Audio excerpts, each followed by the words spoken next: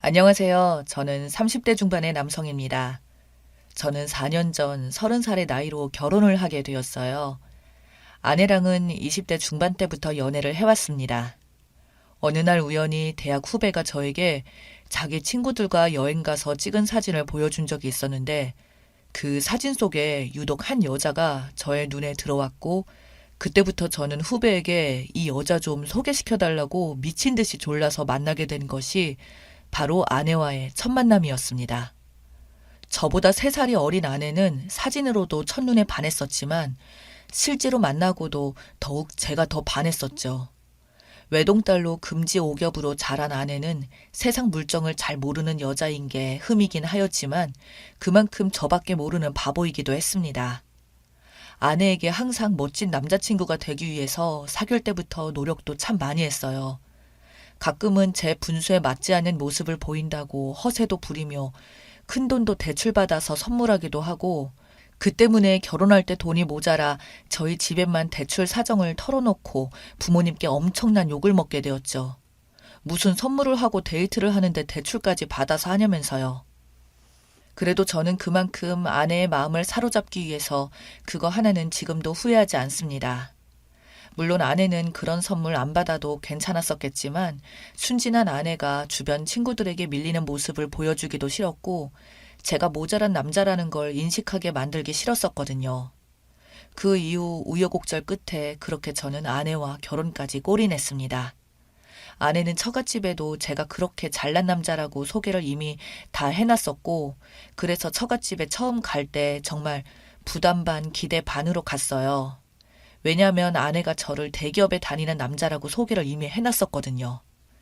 그러나 실상은 저는 대기업의 하청 계열사였어요. 그저 아내에게는 대기업 계열사로만 말을 해놨던지라 아내는 그렇게만 믿고 있었던 거죠.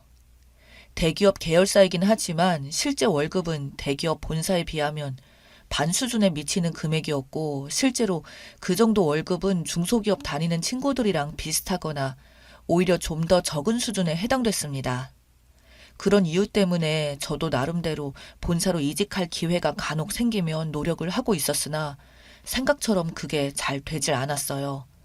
순진한 아내와 달리 장인어른은 저를 날카롭게 쳐다보시며 제 회사에 대해서 알아보셨다면서 딸아이가 말하는 것처럼 그렇게 근무 조건이 좋은 것 같진 않다고 말씀하셨고 제 연봉 조건이나 여러 가지 신상에 관한 걸 상세히 들으시더니 그만하면 됐다고 내가 걱정했던 건 사실 분수에 안 맞게 자네가 딸아이에게 이것저것 무리해서 해준 게 걱정이 되었으나 한편으로는 자네가 어떤 마음에서 그랬는지 이해는 간다며 앞으로 제 미래 계획에 대해서도 물으시더군요. 그날 장인어른과 정말 술 마시면서 이런저런 이야기를 많이 했습니다. 그 이후 장인어른은 저에게 사람 하나 좋은 게 참 마음에 든다며 딸아이는 사실 자네도 알겠지만 너무 순진해서 걱정이지만 정말 앞으로도 내 딸을 잘 보듬어 달라고 하시더군요.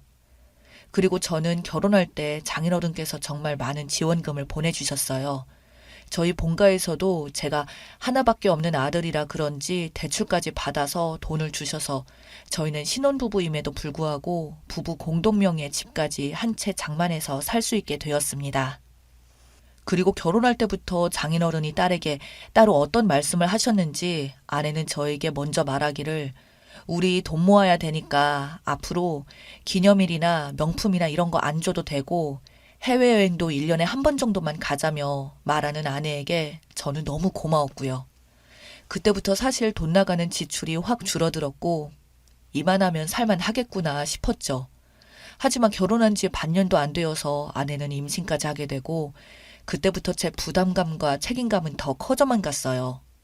딸아이까지 출산을 하게 되니 이건 뭐랄까요. 정말 이대로 살다가는 아무것도 못할 것 같은 암울함이 순간 몰려왔습니다. 저희 두 부부의 기본적인 생활 빚도 있는데 그나마 작은 월급 쪽에서 아내랑 한 달에 한두 번의 외식도 하고 평상시 먹는 것 별로 안 아끼고 살았었거든요. 그래서 마트를 가게 되면 장도 크게 보고 음식이나 간식들을 쌓아두며 그런 생활을 했었는데 아이가 태어나자 산후조리원부터 돈 들어갈 게 정말 많더군요. 제가 낳은 소중한 자식이다 보니 미룰 수 있는 것도 아니고 그런다고 평범하게 그냥 사치도 안 부리고 생활해온 아내 보고 앞으로 딸아이 때문에 돈을 더 줄이자고 말하는 것도 쉬운 일도 아니었어요. 아내가 사치라도 부렸다면 그런 거라도 줄이자고 했을 텐데 가뜩이나 평범히 생활하던 아내가 한 번은 제가 넌지시 아이를 핑계로 아내에게 말을 꺼낸 적이 있는데 아내는 저에게 돈 모으는 거에서 우리 아기가 태어났으니까 조금씩만 덜 쓰면 안 될까라고 했더니 여기서 식비라도 줄이면 우리는 도대체 뭘 먹고 사냐는 말에 저 역시 아내가 하는 말이 틀린 말은 아니라서 할 말이 없더군요. 그래서 결국 결정했던 게 지금 다니고 있는 회사를 퇴사하고 예전부터 제안이 오던 업체로 이직하는 거였습니다. 대기업 계열사라고 하지만 그래도 대기업 이름이 붙어서 그런지 그곳에서 다닐 때는 상상도 해본 적 없던 일들이 제가 이직한 회사에서는 일어나고 있었습니다. 여러 가지 좋지 못한 만행들이나 접대 같은 것들이요. 회사 이직하기 전에 그 전 회사에서는 월급은 비록 작았지만 근무할 때 다른 사람들이 저에게 밥을 먹자, 술을 먹자고 했어도 그저 부담 없이 항상 거절하고 그랬었거든요. 즉, 당시에는 제가 거절하고 그래도 별 문제가 없었지만 중소기업으로 이직을 하니 돈은 계열사 다닐 때보다 훨씬 많이 받았지만 제가 직접 접대도 나가야 되고 그래서 일이라도 못 따오면 몇 년 못 다니고 잘리는 사람들도 많이 봤고 몰래 뒷돈 받고 도망가는 사람들도 많았고요. 그게 여기서는 반이라고 하더라고요.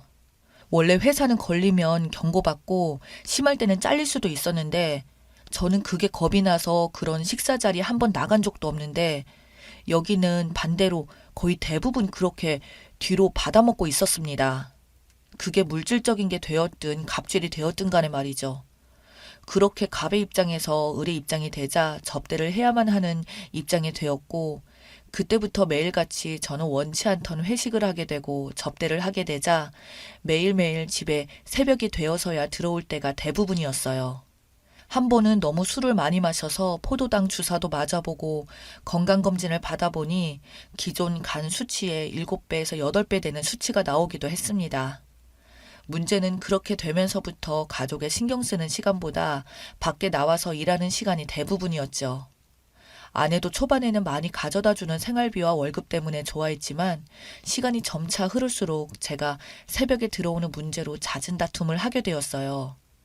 그리고 접대 자리라 보니 여성분들과 동석을 안 할래야 안 할 수도 없었고 그 부분에 대한 것을 아내에게 사전에 인지를 시키려고 말을 했으나 아내는 저에게 오히려 더럽다는 둥, 자기도 그러면 바람을 피울 거라는 둥 폭언을 내뱉으며 저를 더욱 힘들게 했었죠.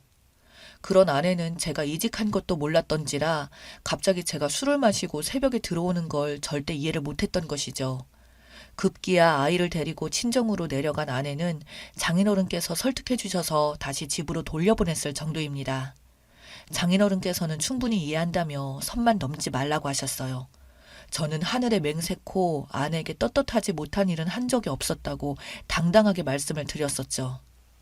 그러나 그런 저를 더욱 힘들게 하는 사건이 발생하게 됩니다. 그날은 제가 해야 되는 일 중에 가장 큰 일에 해당되는 일이었습니다. 이번 건을 따내면 회사에 몇 년치 공사를 따내게 되는 거라 성과금도 약속이 되어 있었고 저도 거기에 심혈을 기울였어요. 다만 문제라면 담당자가 정말 더럽게 갑질하던 놈이라는 악명이 높은 것이었고 그놈 앞에서는 무조건 그냥 노예처럼 빌빌거려야 했습니다. 그놈은 접대 자리 붙어도 최고가 아니면 거들떠도 안 보고 그런 걸로 꼬투리 잡던 아주 더러운 놈이었던지라 접대 장소도 처음부터 1인분에 최소 7만 원에서 10만 원 이상 하는 그런 소고기집으로 장소를 잡아서 시작했었습니다. 그렇게 술이 어느 정도 들어가고 거래처 담당자가 담배를 피우러 간다고 하여 하지도 않는 담배를 사와서 그놈에게 불을 붙여주고 했더니 갑자기 제 뺨을 톡 치면서 참 애쓴다고 비웃듯 말하더군요. 저는 아랑곳하지 않고 애쓰는 게 뭐가 문제냐고 대답했더니 지금 그래서 애쓰는 게 기분 더러운 거냐며 갑자기 저한테 시비를 걸더니 장난삼아 톡톡 건드리는 제 뺨을 때리는 강도가 점점 세지기 시작했어요. 말을 하면 할수록 저에게 기분이 더럽다며 화를 내더니 급기야 제 뺨을 철썩하고 때리면서 욕을 내뱉는데 저는 그저 죄송하다고 그런 의도가 아니었다고 사과를 했습니다. 저는 정말 화가 났지만 이번 건에 모든 게 달려있다고 저희 아내와 딸아이를 생각하니까 참을 수 있었습니다. 그러나 뺨까지 때리니 주변 사람들이 다들 저희를 쳐다보고 있었고 그놈은 그게 더 흥분되고 재미있었는지 큰 소리를 치면서 저를 또 때리더군요. 그때 갑자기 사람들 틈에서 이서방 하며 장모님께서 나오시는 겁니다. 그 자리에 장모님이 식사를 하러 오신 줄은 상상도 못했었어요. 그러자 이 자식이 술이 좀 되었는지 장모님에게 짓거리면서 말하기를 이런 자존심도 없는 놈이랑 결혼한 딸은 안 봐도 뻔하다며 혀를 차더군요. 장모님이 그 말에 무슨 말을 그렇게 하냐고 당신이 뭔데 남의 뺨을 그렇게 때리냐니까 자기 말 한마디면 저 같은 인간 자르는 건 일도 아니라고 아줌마 그러니까 말 조심하라고 당신 사위랑 딸 한순간에 그냥 길바닥에 나앉게 만들어주겠다고 하면서 반발하는 그 자식을 보니 저는 도저히 참을 수가 없었습니다. 저는 필사적으로 계속 참아왔던 인내심이 순식간에 나와서 그놈에게 달려들었고 정신을 차려보니 제가 그놈 위에 올라타서 주먹을 날리고 있더군요. 결국 경찰까지 오게 되었고 경찰서에서 다 같이 가게 되었지만 다행히 제가 먼저 뺨을 맞는 폭행을 당했었기에 쌍방 폭행이 되었고 인격 모독 말까지 인정받아 경찰서에서는 별일 없었으나 그놈은 빨리 합의하라고 아니면 내가 니놈 반드시 잘리게 만든다며 협박을 하더군요. 제가 다니던 회사에서도 일 크게 만들지 말라더군요. 그런데 여기서 장인어른 덕분에 반전이 일어났습니다. 처가에서도 제가 회사를 옮기고 그런 수모를 당하고 있다는 걸 알게 되었던 거죠.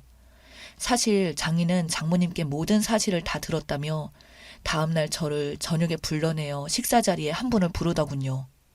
바로 자신의 고등학교 친구라고 데리고 나오신 분이 바로 그 건설사 이사장님이었습니다. 그리고 그날 자초지종을 다 말하고 그놈이 해왔던 갑질에 대해서 듣더니 건설사 사장님은 진심으로 미안하다고 사실 어느 정도 알고는 있었지만 이렇게까지 썩은 놈인지 몰랐다며 회사와 트러블이 있던 그놈을 횡령 혐의로 고소가 들어갔더군요. 당연히 그놈 입장에서는 마른 하늘에 날벼락이 떨어진 기분이었겠죠.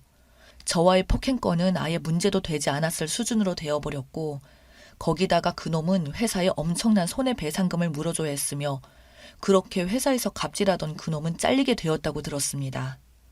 아내는 정말 저에게 미안하다고 그동안 당신이 그렇게 힘든 줄은 꿈에도 몰랐다며 저를 달래주었고 저는 기존에 다니던 회사를 나와서 저한테 갑질한 그놈 자리에 제가 대신 스카우트제의가 와서 들어가게 되었습니다. 그 뒤로 회사 위상도 업계에서 나쁘지 않아 저는 접대 자리도 제가 거절하고 안 나갈 수 있게 되었고 그런 쪽에 신경 쓸 것도 없이 정말 일만 명확하게 처리하면 되는 위치다 보니 일의 성과가 많이 올랐다며 사장님께서 직접 성과금과 칭찬도 받으면서 일을 하게 되었습니다. 정말 어떻게 인연이 이렇게까지 흘러갔는지 일이 이처럼 풀리게 되었는지 저는 지금도 아직 얼떨떨합니다만 그저 항상 처가에 감사하고 제 일상생활 매사에 감사하며 앞으로도 가족을 아끼고 사랑하라는 하늘의 뜻인 것 같네요.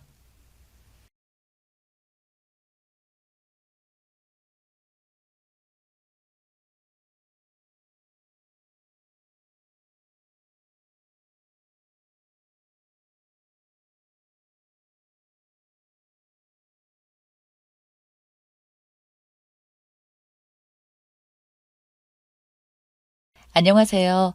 저는 현재 35살, 남편은 40살입니다.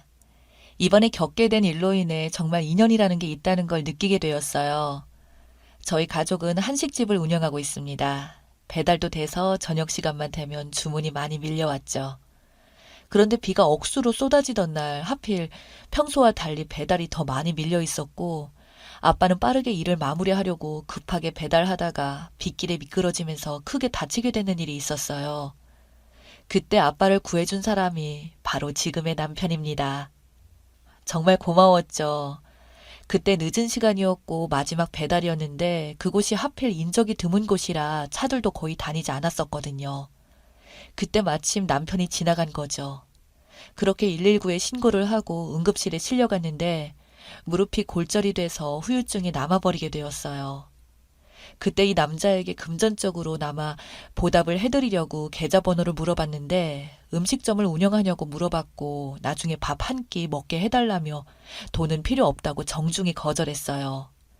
그렇게 헤어지고 며칠 후 저희 매장이 한가할 시간쯤에 직원 몇 분이랑 찾아오고 식사 함께 하고 들어갔어요. 식사가 다 끝이 나고 결제하려고 하길래 괜찮다며 손사래를 쳤지만 끝까지 결제를 하고 갔어요. 이렇게 이 남자와 인연이 닿으면서 그 이후에도 점심시간이나 저녁시간이 되면 자주 찾아와 끼니를 해결했고 매번 올 때마다 엄마는 음식에 많은 신경을 써줬습니다. 그런데 배달 전문인데 아빠 몸이 회복이 덜 돼서 배달을 하지 못해 직원을 구하고 있었는데 문 앞에 직원 채용 공고를 보고 관심을 보이면서 잠시 일을 쉬고 있으니 도와주겠다며 돈은 필요 없고 식사만 해결할 수 있게 해주면 된다면서 그날 당일 배달 주문을 받으라며 저희 의견은 묻지도 않고 오토바이에 올라탔습니다. 저희도 당황했지만 워낙 주문이 많이 밀려있고 급한 나머지 함께 일을 하기 시작했어요. 배달 일이 밀리지 않게 해결해주고 있어서 너무 고마웠습니다. 그렇게 지내던 중 너무 고생하는 듯 해서 아빠는 회식을 권했고 횟집에서 꽤 고가의 횟감을 시켜 소주 한 잔에 그동안 궁금했던 걸 이것저것 물어봤어요. 도와주는 건 고맙지만 지금 무슨 일을 하고 있나? 잠시 일을 쉬고 있다면서 적지 않은 나이 같은데. 원래 하던 사업이 있는데 건물 이전 준비를 하고 있어서 잠시 쉬고 있어요. 아마 다음 달이면 사업장으로 돌아가야 하네요. 그래도 사장님께서 말씀하신 것처럼 인연이 다 제가 도와드릴 수 있는 상황이 돼서 다행입니다. 이 인연이 앞으로 계속해서 이어지면 정말 좋겠네요. 그리고 제가 금전적으로 보상을 받지 않고 일하는 거에 대한 부담은 안 가지셔도 돼요. 너무 신경을 많이 쓰고 계신 것 같아 다시 한번 말씀드리는데요. 저는 그냥 도와드리고 싶어서 그런 거니까 사모님께서 맛있는 밥만 차려주시면 그걸로 만족합니다. 무덤덤하게 저희가 하는 질문에 숨김없이 대답을 해주는 모습에 아빠를 구해준 건 고마운데 이렇게 시간이 한가한가 생각하며 빤히 쳐다보다가 저와 눈이 마주쳤고 순간적으로 화들짝 놀라 얼굴이 붉어져 시선을 회피했네요. 조금 신기했어요. 제가 평소에 겪어보지 못했던 남자였고 이 사람이 도대체 무슨 생각을 하고 있는지 마음을 읽을 수 없어서 계속해서 신경이 쓰이기 시작했죠. 배달 일을 하면서도 자신이 운영하는 사업장의 직원분들과 통화를 나누듯 바빠 보였습니다. 저희 아빠가 다쳤기 때문에 도와주는 건 정말 고마웠지만 한 달 뒤 본래 직업으로 돌아가야 해서 일할 사람을 다시 구하기 시작했고 이 남자는 정말 아무런 보수 없이 밥만 먹었습니다. 그렇게 한 달이 지나고 자신의 본업으로 돌아간다며 다음 날부터 얼굴을 볼 수가 없었어요. 그렇게 시간이 흐르고 매장에 한 통의 전화가 와서 받았죠. 저희와 인연이 닿았던 대식씨였고 저녁에 회식을 하려고 하니 전석 예약을 잡아달라고 부탁을 했어요. 저희는 바쁘게 테이블 세팅에 들어갔고 그리고 저녁 시간이 되니 많은 사람들이 우르르 몰려들어와 자리에 앉아 저희를 보며 반갑게 인사해 주길래 무슨 영문인지 몰라 얼떨떨한 상태로 들어오는 손님들께 인사를 하며 음식 준비를 하려고 하는데 때마침 대식씨가 들어왔어요. 그렇게 한참을 웃고 떠들며 회식을 즐기고 있는 직원들과 묵묵히 그 말을 들어주고 있는 모습에서 진짜 사장의 느낌이 물씬 풍겨 보였어요. 정확히 무슨 일을 하는지 물어보진 않았어요. 사업을 하고 있다는 말만 들었을 뿐. 그런데 생각보다 덩치가 있는 분들이고 여성분들은 한 분도 계시지 않길래 어두운 생활을 하시는 분들인 것 같아 걱정이 되었지만 대식 씨의 얼굴 표정과 직원들의 모습을 보면 전혀 나쁜 일을 하는 분들은 아닌 것 같아 회식이 끝나고 무슨 일을 하는지 물어보기로 결심했죠. 그렇게 문 닫을 시간이 한참 지나 회식 자리가 끝이 나고 너무 늦게 마무리해서 죄송하다며 저에게 말을 건네왔어요. 사장님 어디 가셨어요? 몸이 안 좋으셔서 오늘은 일찍 들어가셨나 봐요. 몇 달 만에 와서 얼굴 좀 뵙고 싶었는데 다쳤던 무릎이 많이 쑤신다고 오늘은 일찍 들어가셨어요. 요 며칠 무리하셨거든요. 식사하시면서 불편한 건 없으셨어요? 괜찮았어요. 직원분들도 친절하시고 음식 맛도 좋다고 앞으로 회식은 여기에서만 하자고 난리던데요. 그래도 신경 써주셔서 편하게 식사했네요. 저희가 회식을 자주 하는 편은 아니라서 아마 몇 달 뒤에 다시 올 것 같아요. 그럼 사장님께 안부 전해주시고, 사모님, 오늘도 변함없는 음식 해주셔서 정말 감사합니다. 혹시 실례가 안 된다면 무슨 일을 하시는지 알 수 있을까요? 저희가 배달도 되거든요. 대식 씨는 저를 보며 웃으면서 물류 쪽 일을 한다고 대충 얘기를 흘리면서 밖에서 부르는 직원들의 손짓에 급하게 인사하고 나갔어요. 그렇게 모두가 떠난 자리를 치우며 엄마와 이런저런 대화를 하던 중 엄마는 대식 씨가 참 마음에 든다며 좋게 보고 있었습니다. 언제 뭘 봤는지 아직까지 미혼인 것도 알고 있었고 엄마랑 둘이서 꽤나 많은 대화를 한 것 같았어요. 저보고 마음에 있으면 둘이 만나보는 것도 좋을 것 같다며 다리를 놓아주시려고 계획까지 하고 계신 걸 보니 당황스럽기도 했지만 제가 여태까지 만나본 남자 중에 인성 바르고 제일 괜찮아 보였죠. 그렇게 뒤에서 엄마의 노력 끝에 저희 둘은 만남을 가지게 되었고 첫 만남이 좋았기에 서로에 대한 인상도 좋게 다가와 본격적으로 연애를 하게 되었습니다. 그러면서 대식 씨가 일하는 곳도 가보게 되었고 제가 생각했던 어두운 곳이 아닌 직원분들 모두 땀 흘리며 열심히 일하는 곳이었어요. 회사 직원분들과 인사도 나누고 직원분들 점심 식사하라고 엄마는 음식 배달까지 시켜주면서 정말 좋은 관계를 유지해 나갔죠. 그런 모습들을 옆에서 지켜본 저희 부모님은 대식 씨를 저녁에 술 한잔 하자며 불렀고 조심스럽게 속마음을 꺼내놓았습니다. 우리 딸이랑 결혼할 생각 없나? 지금까지 좋게 만나고 있고 서로 잘 맞는 것 같은데 우리 인연이 보통 인연도 아니고 말일세. 조만간 결혼도 생각해보면 나쁘지 않을 것 같아만 어떻게 생각하는가? 어, 저도 세희 씨 좋아하고 있고 앞으로 먼 미래까지 생각하면서 만나고 있습니다. 하지만 저는 세희 씨처럼 부모님이 두 분 다 계시지 않습니다. 제가 막 태어났을 때 버려진 걸로 기억하고 있어요. 저는 고아원에서 자랐거든요. 그래서 남들 시선이 좋진 않아요. 그렇기 때문에 결혼도 망설인 거고요. 제 마음을 꺼내놓기가 힘들었어요. 제가 이 말을 하면 어떻게 받아들일지 모르겠지만 혼자 살아왔어도 나름 성공한 인생이라고 생각해요. 허락해 주신다면 행복하게 잘 살겠습니다. 저희 가족은 모두 부모의 얼굴조차 모르는 상태로 자라온 대식 씨가 안쓰럽고 마음이 아파 혼자 많이 외로웠을 거라 생각하니 눈물이 나오려고 했어요. 그래서 엄마가 해준 음식에 대해서 집착이 심했던 것 같아 함께 살면서 아팠던 마음 위로해주면서 행복하게 살고 싶어 대식 씨와 결혼하겠다고 다짐했습니다.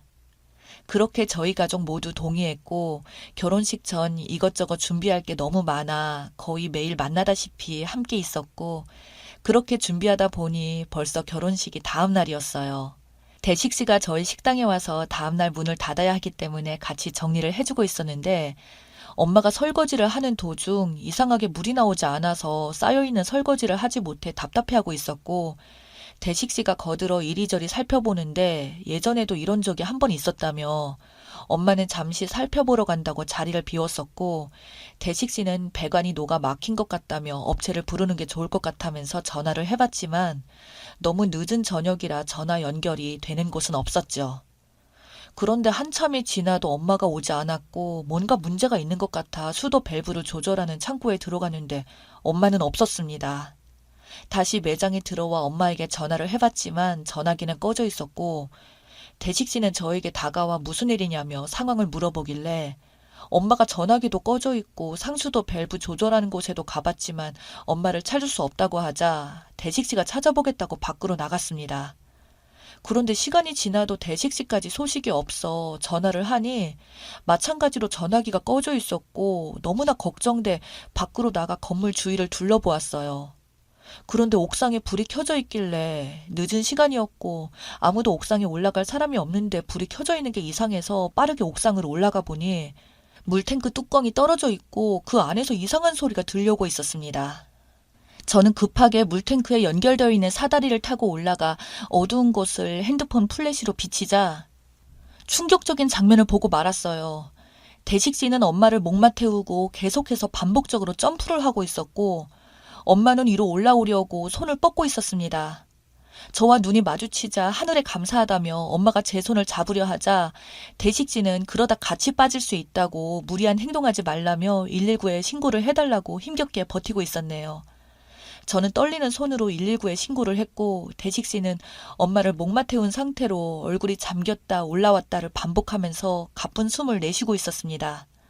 저는 조금만 버티라며 구조대가 올 때까지 긴 파이프를 잡을 수 있게 넣어주며 그 모습을 지켜보고 있었고 그런 모습에 결국 눈물이 터지고 말았어요. 어떻게든 엄마를 살리려고 안간힘을 쓰고 있는 대식씨를 보니 너무나 고마웠지만 한편으로는 너무 미안했어요. 자기 몸을 희생하면서까지 이렇게 행동할 수 있는 사람이 도대체 몇이나 될지 대식씨가 정말 대단하게 느껴졌습니다.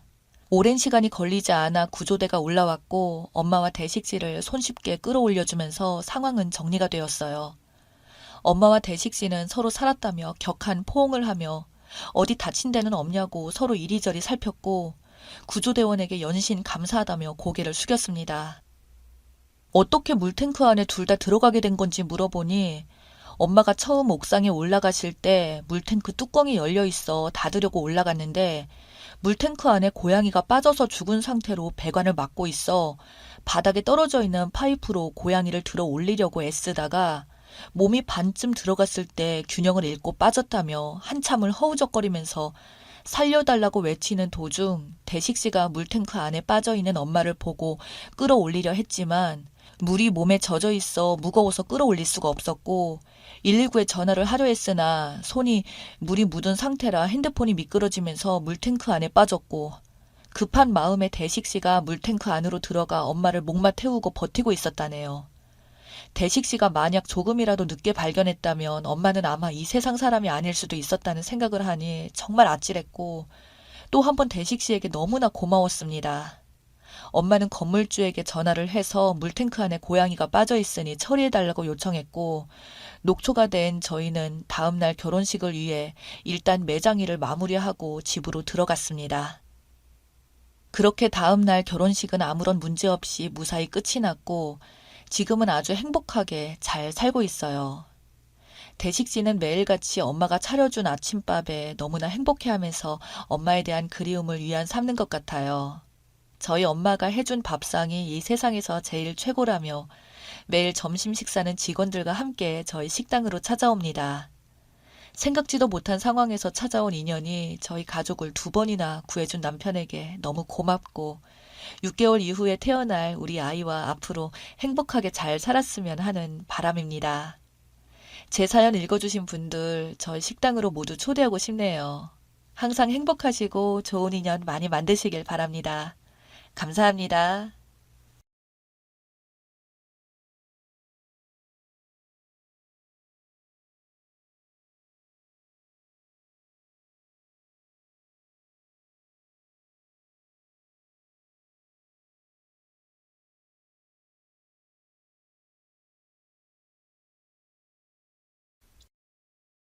저는 결혼 5년 차 아이가 둘인 직장 다니는 여자입니다.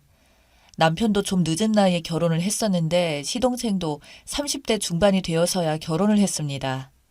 시동생은 건설회사의 과장이었고 시동생과 결혼할 동서는 종합병원의 간호사였어요.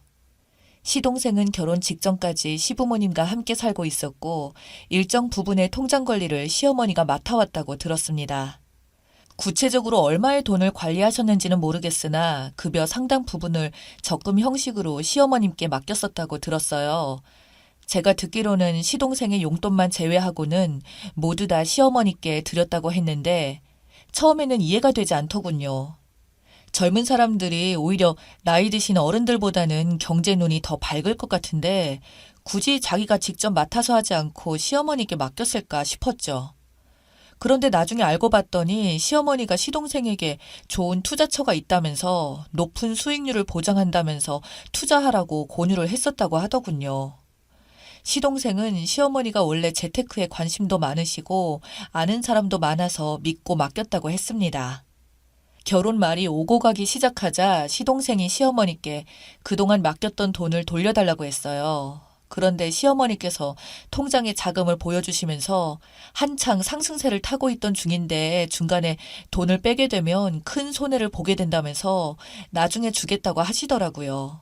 그러시면서 예비동서가 간호사 생활을 오랫동안 해오면서 모아두었던 돈과 살고 있었던 원룸을 팔아서 당분간 적당한 곳에서 신혼살림을 시작하기를 바라셨어요. 시동생이 시어머니께 드린 돈이 대략 1억 3천 정도였는데 시어머니는 거기서 3, 4배 정도의 돈을 불려주셔서 돌려주겠다고 장담을 하셨다고 했어요. 그래서 예비동서는 그 말을 믿고서 이미 동서가 다니는 병원과 가까운 곳으로 오래된 빌라를 친정아버지 명의로 구입을 해주셨다고 했습니다. 예비동서 친정아버지도 시어머니가 시동생의 돈을 4억 정도를 불려서 돌려주겠다고 하니까 그동안 아파트를 분양받을 돈으로 해주셨던 거라고 하더라고요. 시어머니는 굉장히 기뻐하셨었죠. 돈 한 푼 안 들이고 아들을 장가 보내게 되었다고요. 예비동서 친정아버지가 딸을 위해서 신혼집을 장만해 준 거라면 틀림없이 딸 명의로 돌려놓을 거라고 확신하셨습니다. 최소한 그렇지 않더라도 딸 집으로 사주신 거니까 당연치사 아들 집이 공짜로 생긴 셈이라고 좋아하셨어요. 그래서 예비동서가 예단 등 1,000만 원을 시동생에게 당당히 요구했어도 시어머니는 흔쾌히 해주겠다고 하셨었죠. 그런데 시어머니가 저에게 찾아오셔서 그러셨습니다. 내가 돈을 다 몰빵해서 참 난처하게 되었다. 그래서 말인데 네 동서 될 사람이 신혼집을 장만하겠다는데 돈이라도 좀 보태야 하지 않겠니? 어떻게 명색이 남자 쪽에서 조금만 보태면 자존심이 깎이지 않겠니? 시동생 살 집이 오래된 집이라서 리모델링을 해야 한다는데 그 정도 돈은 해줘야 낯이 살 것 같아서 말이다. 네가 좀 해주면 안 되니? 저희가 돈이 어디 있다고 그러세요. 쪼들리면서 살고 있는데요. 그러자 화를 내시면서 그러시더라고요. 3천만 원도 없다는 말이야? 그러시면서 장황하게 한 말씀을 하셨어요. 내가 너희들 결혼할 땐 5천만 원 보탰다. 그거 달라는 거다. 그리고 내가 돈이 없어서 그러는 것도 아니고 돈이 묶여 있어서 그러는 건데 나중에 다 너희들 돈이 아니냐. 내 돈 하지 말고 좀 해주면 좋겠구나. 그래서 제가 말씀을 드렸죠. 어머니, 그렇게 말씀하시면 저도 진짜 부모님이 장만해 주신 저희 집을 팔아서 친정 부모님께 돌려드려야 하나요? 어머님께 빌린 돈도 아닌데 왜 달라고 하세요? 그러니까 그냥 3천만 원 정도 네가 해주면 네 남편 면도 세워주고 좀 좋으냐? 시어머니가 투자가 잘 되어서 돈을 벌게 되면 그때 가서 꼭 잊지 않겠다고 하시면서 돈을 요구하셨습니다. 남편에게 얘기하지 않으시고 며느리인 저에게 돈 얘기를 꺼내시길래 돈이 없어서 드릴 수 없다고 죄송하다고 말씀드렸어요. 아마도 제가 결혼 전부터 가지고 있던 돈이 있을 거라고 생각하신 것 같았습니다. 이러한 사실을 저를 통해서 듣게 된 남편이 시어머니께 마이너스 빚으로 1,000만 원을 해드리겠다고 했더니 시어머니는 그러지 말라고 합니다. 아, 왜 빚까지 지면서 네 돈을 주겠다는 거야? 수진 엄마 돈이면 모르겠다. 됐다. 그만 돌아가. 깍쟁이 같은 수진 엄마가 그렇게 인색하게 나올 줄 알았다. 남편도 시어머니가 그렇게 나오리란 걸 예상을 하고 말씀을 드렸었다는데 아니나 다를까 남편 돈은 아까워서 싫다고 하더랍니다. 그런 말도 창피하지도 않은지 아무렇지도 않게 속도 없이 제 앞에서 그대로 말하더라고요. 남편 말에 의하면 시어머니가 아들 장사를 잘하셨다면서 자랑하시고 다닌다고 하더라고요. 시이모님들이 아들을 돈 한 푼 안 들이고 장가를 보냈다면서 무슨 복이 그렇게 많냐며 부러워하시더라 합니다. 그랬더니 시어머니가 5천만 원 주고 신혼집 장만 그쪽에서 해왔으니 남는 장사 했다고 하셨다네요. 그러면서 남편이 또 그러는데 기가 찼습니다. 이모 둘이 나한테 와서 어디서 그런 복덩이를 만났냐며 네가 잘나서 그런 거라고 했다네요. 시어머니는 개발 호재 지역이라는 정보를 들어왔고 다른 여러 사람들과 함께 큰 땅을 매입한 것 같았습니다. 아무튼 시어머니는 이미 동서에게 신혼집 인테리어 비용으로 3천만 원을 주었다고 했습니다. 그 뒤로 서방님이 결혼을 하신 지 1년이 되었을 때 아파트 분양이 당첨이 되었어요. 그래서 약속한 대로 예비동서가 시어머니께 서방님의 돈을 달라고 했어요. 하지만 말씀하신 것과 다르게 말을 하더랍니다. 다른 여러 사람들과 함께 공동으로 투자해서 땅을 사서 돈이 묶여버렸다고 하시더라고요. 아버님의 퇴직금과 시어머니가 시댁집을 담보로 해서 대출을 받은 돈도 포함이 되었다고 했습니다. 시어머님은 서방님의 의견도 듣지 않은 채 임의대로 서방님의 돈으로 다시 재투자를 하셨어요. 시동생도 그렇고 남편도 그렇고 시어머니가 어련히 알아보고 하셨을까 싶어서 그러려니 했습니다. 그렇지만 당장에 시어머니 말만 믿고 아파트 청약을 해서 어렵게 당첨이 되었는데 돈이 묶여서 줄 수 없다고 하는 말에 동서 뒤집어졌죠. 시어머니는 돈 나올 곳 없다면서 배째라고 하시더라고요. 아버지가 사주신 집을 팔아서 이사를 가면 될 거 아니냐, 아니면 네 친정 아버지한테 도와달라고 하라고 하더군요. 그래서 동서가 완전히 화가 나서 말했습니다. 어머니, 뭐 대단치도 않은 아들로 장사 그만 좀 하시죠. 어떻게든 며느리 돈 뺏을 생각하시는 것 같은데요. 돈 3, 4배로 불려주신다는. 그대로 주시지 않으시면 이혼할 테니까 그렇게 아세요. 동서는 요즘 젊은 세대답게 할 말은 다 하는 똑부러지는 사람이었어요. 그렇지만 시어머니는 여전히 돈이 묶여 있어서 내줄 수 없다고만 하실 뿐이었고 따로 돈을 빌려서라도 주고 싶지만 빌릴 데도 없다고 동서에게 끝까지 돈을 못 주겠다고 하셨어요. 동서는 결국 이혼을 선언했습니다. 동서 친정아버지가 사주신 신혼집은 친정아버지가 동서의 명의로 이전을 해주지 않았습니다. 사실 세금 문제도 있었고 동서가 어차피 분양을 받아야 했기 때문이었어요. 시어머니는 동서의 친정아버지가 신혼집의 명의를 동서로 해줄 것으로 믿어 의심치 않으셨죠. 시어머니는 이혼을 요구하는 동서에게 재산 분할로 해당되는 돈을 요구하셨습니다. 완전 도둑심보였죠. 하지만 전혀 받지 못했고 신혼집에 리모델링 비용 한 푼도 인정되지 않았습니다. 동서의 신혼집은 동서 친정아버지의 명의였고 친정하고 제 계좌에서 인출된 돈으로 구입한 것이 증명이 되었고 리모델링 비용도 친정아버지의 재산에 들어간 돈이므로 동서한테는 돌려받을 수 없는 대상이었던 겁니다. 양육권도 동서에게 빼앗겼고 오히려 서방님이 양육비를 지급해야 했어요. 그때서야 시어머니가 남는 것이 없는 이런 이혼은 안 시키겠다고 동서의 마음을 돌리려고 서방님의 돈을 돌려주겠다고 했습니다. 그리고 동서에게 가서 사정사정을 하시더랍니다. 큰 땅이라서 돈으로 바꾸려면 시간이 걸린다고요. 그 말을 믿을 동서가 아니었죠. 그래서 시어머니는 자기 땅 조금이라도 되팔아서 돈으로 만들어 보려고 하시다가 아시게 되었어요. 개발 호재를 했던 그 땅이 아무 쓸모도 없는 땅이라는 사실을요. 보기 좋게 사기를 당해서 산 땅으로 그때서야 아시게 되었었죠. 그래서 시댁집은 난리가 났습니다. 개발 호재가 있다는 말만 믿고 샀던 그 큰 땅을 사려는 사람은 아무도 없었고 시세도 헐값을 부르는 바람에 팔지도 못하는 상황이었어요. 아버님의 퇴직금에 시댁의 담보대출에 서방님의 돈에 있는 대로 다 긁었었는데 완전히 쪽박을 차셨습니다. 서방님도 8년 동안이나 시어머니를 믿고 돈을 보냈었는데 한 푼도 돌려받지 못한다는 사실에 경악을 했어요. 1억 3천만 원에 대한 돈을 2배로 불려서 주겠다고 하시더니 원금은커녕 이런 한 푼도 돌려받지 못하는 상황이라고 하더라고요. 결국 동서는 서방님과 이혼을 했고 서방님은 예전처럼 시댁에서 시부모님과 함께 살다가 따로 월세 원룸으로 나왔습니다. 남편과 서방님도 나서서 땅 사기건에 관해서 알아보고 고소도 해봤지만 소용도 없는 일이었어요. 그 일로 인해서 서방님과 시어머니 사이가 매우 나빠졌고 남편도 그 일로 시어머니를 경계하는 계기가 되었어요. 사람이 살다 보면 사기도 당할 수도 있고 무슨 일도 있을 수 있겠지만 시부모님은 마지막 한 방으로 빈털터리가 되어버려서 이젠 남편과 저에게 의지하시려고 했습니다. 다행히도 시부모님이 두 분 다 아직은 경제활동이 가능하셨기에 사시던 시댁집을 파시고 좀 더 작은 집으로 이사하실 것을 권해드렸지만 싫다고 하시더라고요. 두 분이 빈털터리가 되었다고 했지만 사시는 데는 아무 문제가 되지는 않았었죠. 그런데 시어머님은 남편에게 또 그러셨답니다.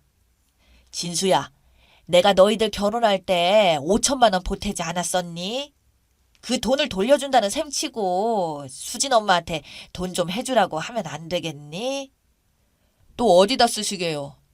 내가 아직도 이렇게 젊은데 그냥 아무것도 없이 손 놓고 있어야 하니?